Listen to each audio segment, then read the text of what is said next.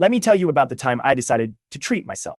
Not new iPhone treat myself. Not extra guac at Chipotle treat myself. I mean full adult, responsible, grown-up decision treat myself. A 2018 Audi A6. Because apparently I enjoy suffering in style. I'd done my research. I'd watched every YouTube review twice. I'd spent 3 weeks on forums arguing with strangers about whether the 3.0 turbo or the 2.0 turbo was the better engine. At 1 a.m., in my underwear, eating cereal. This was the car. The 2018 Audi S6. German engineering. Quattro all-wheel drive. That satisfying thunk when you close the door that makes you feel like you finally got your life together. So I called ahead like a responsible adult. Confirmed the car was sitting at this little independent lot. You know the type. Mixed inventory, a guy in a polo shirt who calls everyone chief, and a hand-painted sign that somehow makes you trust them less and more at the same time. I drove out there because when a man has a vision, nothing stops him. Not common sense, not his wife, nothing. I got there, I saw it, it was beautiful. I walked around it 5 times. The polo shirt guy was watching me from the window thinking this guy is cooked. He was right. We sat down, shook hands, and started filling out paperwork. Buying a car is basically a final exam you didn't study for, administered by someone whose entire job is to make you feel like everything is fine while you sign your financial future away. Pages, initials, more pages. A pen that ran out of ink halfway through, which, looking back, was God personally trying to warn me. We offered the down payment. They smiled. Everything seemed fine. And then, the salesman walked over with the body language of a man who is about to ruin your day, but has somehow convinced himself he's the good guy in this story. So, funny story. There is never, and I mean never, a funny story after funny story. Apparently, at that exact moment, another buyer had just walked through the door. For the same car, offering slightly more money down. What are the odds? What a coincidence. What an absolute Hallmark movie of a disaster. They sold the car out from under me. While I was sitting there holding a pen, hand already cramping from signing papers for a car I no longer owned. I drove home in complete silence. The kind of silence where you're rehearsing arguments in your head, and you're losing all of them. The next morning, my phone rang. It was the dealership. Great news, and they said it with the energy of someone who absolutely did not lose a single minute of sleep over yesterday. Another 2018 Audi S6, same make, same model, same everything had arrived that very night. Sure it did. At a small independent lot. Overnight, exact same car. I'm not a mathematician, but those odds feel like the kind of thing that gets investigated on a slow news day. Against every instinct I had, against the little voice in my head that had been screaming since yesterday and was now basically hoarse, I drove back because I wanted that car. And apparently, I also have the self-preservation instincts of a golden retriever near a swimming pool. They handed me the keys, and I opened the door.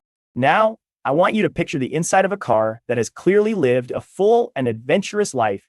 We're talking crumbs in places that don't make anatomical sense. A smell that asks questions I wasn't prepared to answer. Whatever the previous owner was doing in there, I respect the commitment, but I did not want the evidence. It was rough, but it was my 2018 Audi S6. Same trim, same color, same everything I wanted. I told myself, I have cleaning supplies. I have a Sunday afternoon. How bad could it be? Famous last words, right up there with, it's just a little check engine light, and I'm sure the paperwork is fine. Spoiler, the paperwork was not fine. About a month passed. Life was good. Car was cleaned up, running smooth, looking sharp. I was pulling into parking lots 40% slower than necessary, so people could appreciate what they were seeing. Then I noticed I hadn't received anything about my auto loan. No welcome packet. No first payment notice. No passive-aggressive letter from a bank reminding me I owe them money. Nothing. I started making calls. Then more calls. Then the kind of calls where you're pacing around the kitchen and your dog is looking at you with genuine concern. Turns out, and I need you to really absorb this, the dealership had falsified the title paperwork, which meant no bank had actually issued me a loan. Which sounds like good news until you realize it means the entire transaction existed in some kind of legal dimension that the state of reality had not yet agreed to recognize. 3 months later, I'm still there, still driving the car with the temporary plates. Every time I call, I either get a different excuse, a different person, or, my personal favorite, a man who has clearly mastered the art of talking for 4 minutes without technically saying anything. It's almost impressive. Like watching someone juggle, except the balls are lies, and I'm the one getting hit in the face. Just when I thought we had reached the finale, the universe, apparently a fan of sequels, had one more thing. The odometer had been rolled back 30,000 miles. So, to recap, no valid title, no real loan, and a car with the secret mileage of a vehicle that has clearly been places and seen things and would prefer not to discuss it. At this point, I wasn't even angry. I was impressed. This little independent lot had managed to hit fraud bingo. Falsified title, odometer tampering. Ghosting a customer for 3 months? Check, check, and check. If there were a championship for sketchy used car transactions, these guys would be on the podium. We hired a lawyer. Because at some point, handling it yourself stops being an option, and paying someone else to be furious on your behalf becomes the only logical next step. Look, I still love the Audi A6. Genuinely great car. Smooth, fast, makes you feel like a slightly better version of yourself on the highway. Highly recommend it. Just maybe not this one. And definitely not from these people. Here's what I learned, and what I'm passing on to you for free. If a dealer sells a car out from under you mid-paperwork, leave. If they call the next day with the exact same car magically appearing overnight, leave faster.